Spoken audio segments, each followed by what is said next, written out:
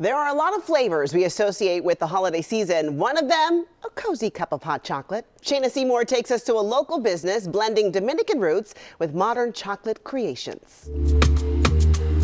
Cacao is a comforting blend of ancestry, flavor, and a pair of dreams. My family has a cacao farm in the Dominican Republic. Leo grew up in a similar environment in the Dominican Republic, but there were cashew trees.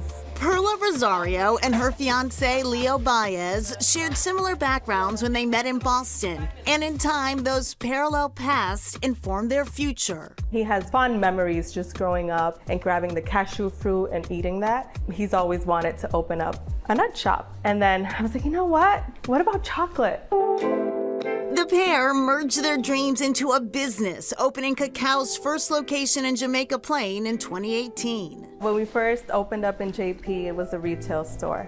So it was the nuts and the chocolate, that's it. Their customers inspired them to add hot chocolate to the menu. Dominican hot chocolate is typically made with water, and you have the cinnamon, you have all of the warm spices in there. It's like an inexpensive way of making a meal because not everyone had resources to get, milk and things like that. So ours is like a modern version. It's creamier, it's made with milk, along with very good quality chocolate. And it's perfect with a little bit of bread.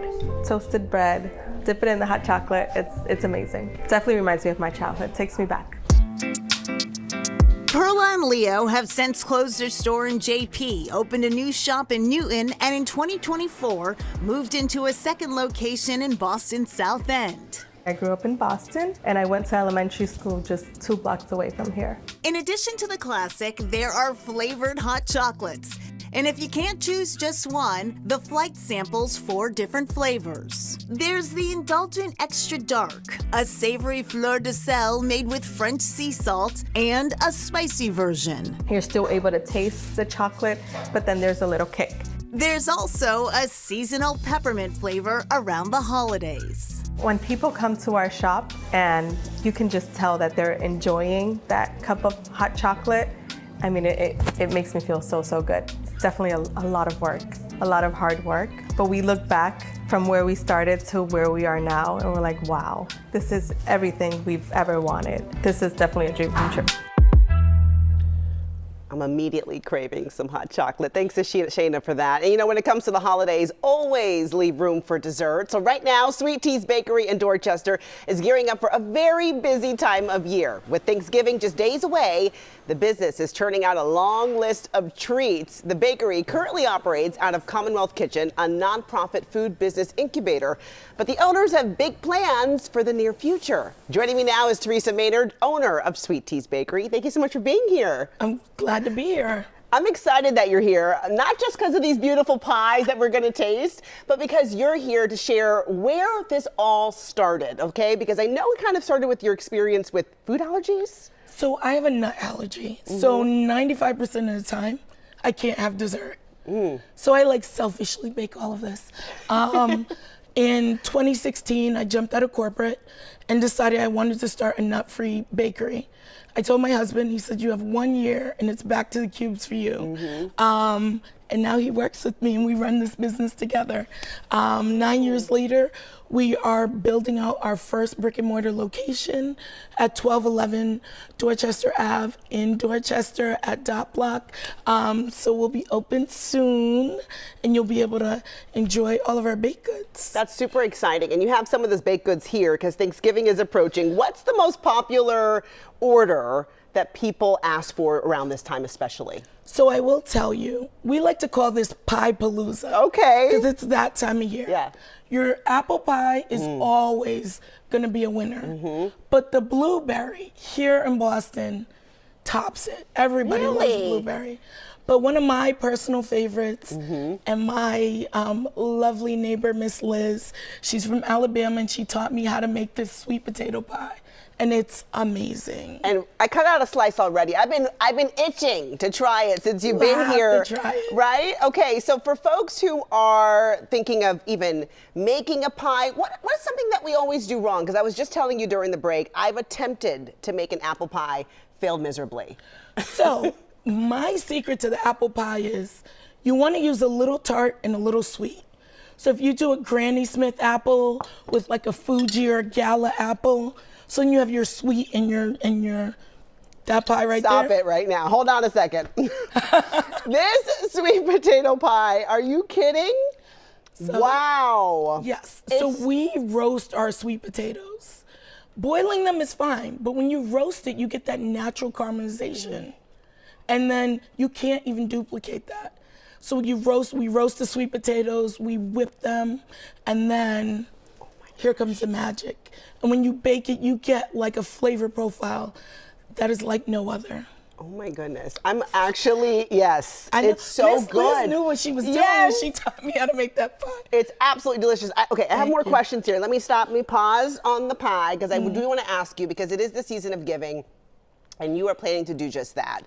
You're working with the Boys and Girls Club of Dorchester to make the holidays brighter for some families. So talk about that. So the Boys and Girls Club of Dorchester, a wonderful organization. We have 150 families that needed Thanksgiving dinner. And it's crazy because this year, my daughter works there after school. And she said at pickup, more parents are asking, like, are you guys gonna be giving out turkeys? This year, the need is so big. So we've been running around to secure 150 turkeys, a box of produce and all the fillings and all the fixings, and Sweet Teas is doing 150 pies to go along with that for each family. Each box is costing us about $35 a box. If you go on the Boys and Girls Club of Dorchester's website, you can pick a giving box, give 1 box, 2 boxes, as many as you can. We really appreciate it. These families they're amazing kids. They come from amazing homes, and the club does so much for them. And one of my big things in giving is, for Thanksgiving, I like for us to give with dignity. Yeah. I want you to be able to make your own Thanksgiving dinner with your kids. Yeah. Because even as a parent, I have 3 kids, and sometimes when times are hard, the one person you don't want to know that you're struggling are your kids. Yeah. This way, you grab your box at pickup, nobody knows. Yep. You know, Thursday morning, you wake them up early. Tell them, hurry up, we're all doing this together. And you're able to make your Thanksgiving dinner. Yeah. And it's yours. And it's not something somebody gave to you. It's just us helping them complete that task. Yeah. And we're like, it's a village. I'm a Dorchester girl. So I gotta make sure that my families are taken care of. Beautiful. And for the holidays. That's beautiful. Thank you so much for that, and for bringing all of these as well. Really quickly, just because we're running out of time, let folks know just some quick baking tips that they should incorporate when they're attempting. I mean, I'm not going to be able to pull this off, but what can you help us learn or use? Okay, so some of my tips. When I make an apple pie, I like to use a few Granny Smith apples with like a Gala McIntosh, something a little sweeter. You're gonna do your cinnamon, your sugar, your little bit of flour, but a little touch of vanilla. Really, like, it rounds it out beautifully. When you do your blueberry pie, you wanna fill it like super high, but it's a pie that if you overfill, you get a lot of spillage and it's just not as pretty. And then with the sweet potato pie, what I want you guys to do when you bake those sweet potatoes, you're gonna whip it with the butter first, smooth, and then you can incorporate all the rest of your ingredients and enjoy. Tips from the best. Thank you so much for being with us. I really appreciate it. Thank you for having me. Of course, be sure to follow us on Facebook and Instagram. You can watch the show on our very local app. It's free to download on your phone, tablet, or smart TV. Have a wonderful afternoon.